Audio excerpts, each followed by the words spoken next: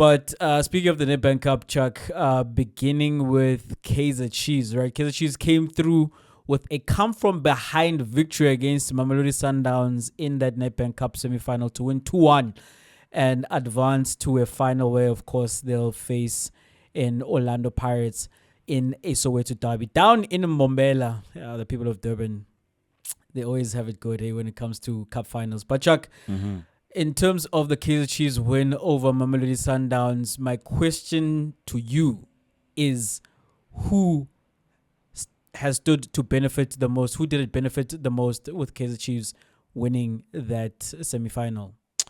I think this one has to go to the players, Jay, because as much as they've been different managers at the helm, whether Unseki, whether it's Johnson, whether Uzwane, whether it's Barker, everyone has been saying, not Barker, sorry, I know the English. What's the English? Hunt.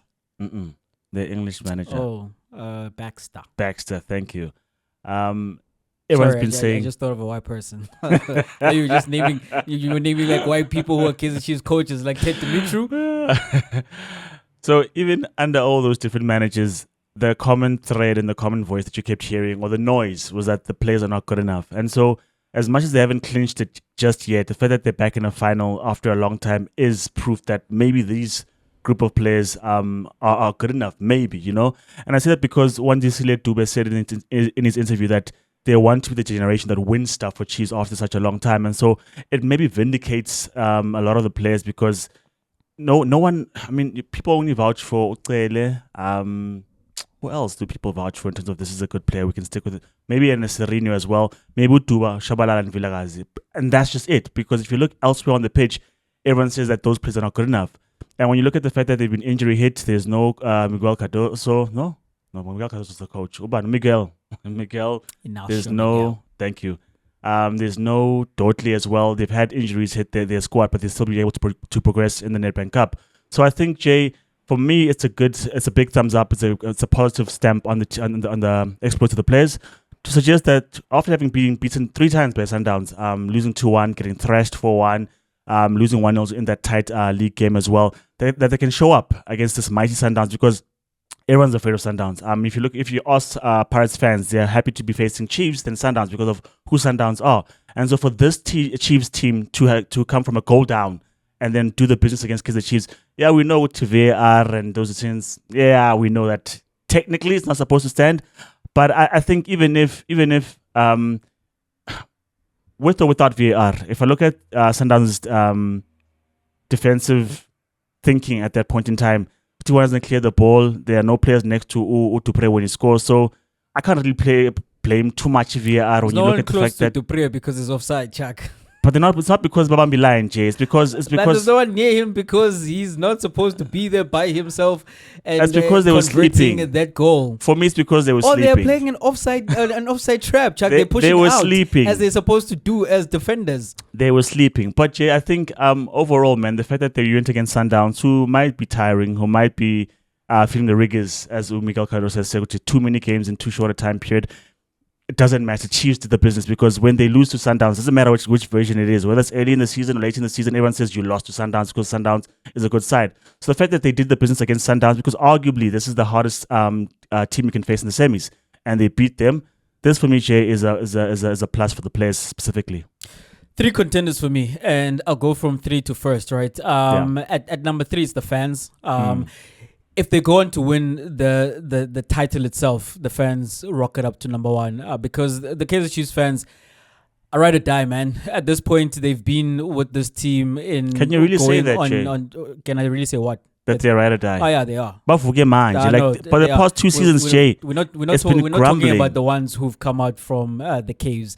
There are Kaizer Chiefs fans who have been loudly amakosi through thick and thin. I know that I know there are Kaizer Chiefs fans who I've continued to banter, right? In the time that Kaizer Chiefs, I think they'd gone 11 games without beating Mamelodi Sundowns, and it was bread and butter, and you knew it was coming. And when it happens, like, man, you're still out here supporting Amakosi against Sundowns, especially, and stood firm. I'm talking about those Kaizer Chiefs fans, the ones who are actually ride or die and who are at the stadium, regardless, as I'm saying, of what has happened in the last 10 years, regardless of whether their demands have been met or not, or the players have disappointed or not, and who continue to show up and speak literally the same way, the same fighting words as Aratuba, even though you look at what has happened in recent history, like, where do you get the gall and the audacity to speak like that? But that's just who they are, and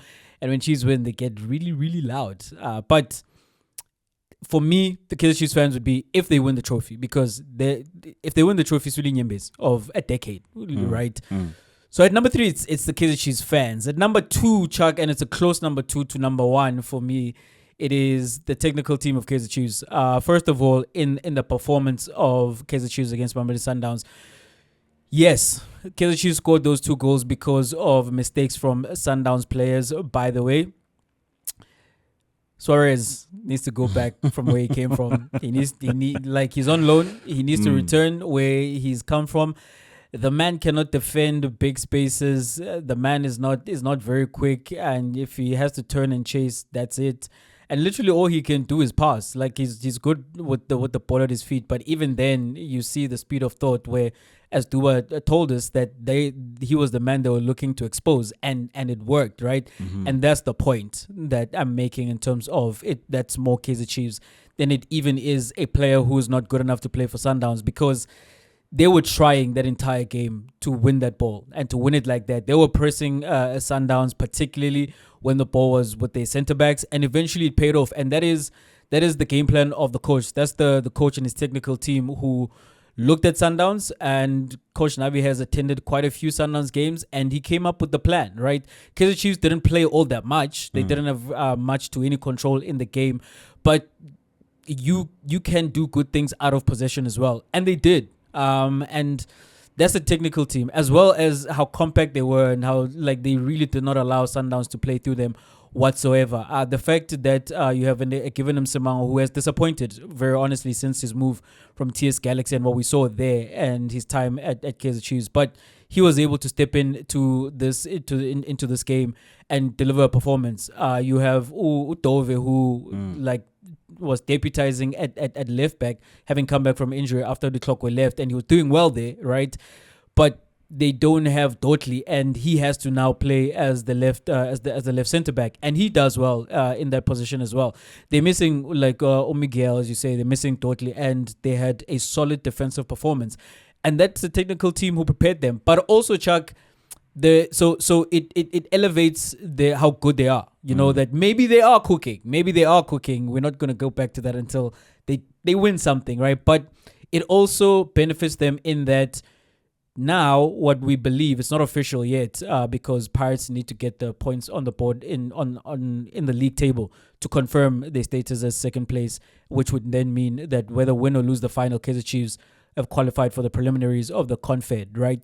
But we expect that to happen, and if that does happen, then Kaizer Chiefs and the technical team can really go to the board and say, well, we're going to be competing on the continent as well. We need players. So it gives them something to justify.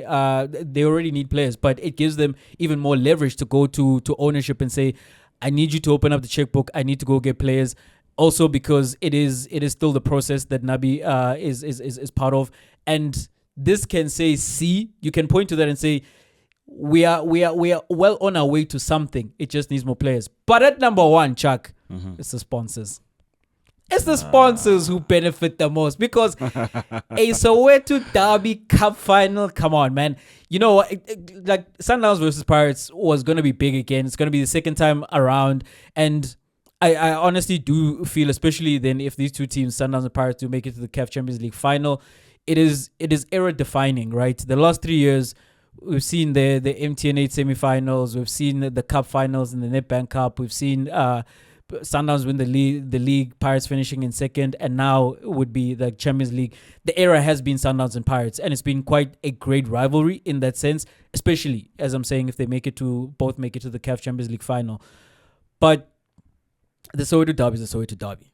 And there's not much to say beyond that. And if you could choose as the sponsors what final you would pencil in at the start of the season, you are choosing Chiefs and Pirates every day of the week, twice on Sundays, especially when you have the narrative now of the last dance with the Orlando Pirates and Coach Rivera and that team going for a three-peat in the Nedbank Cup and still competing in the league and in the CAF Champions League. If they win this, they're halfway to a quadruple, which would be unprecedented, but still could happen.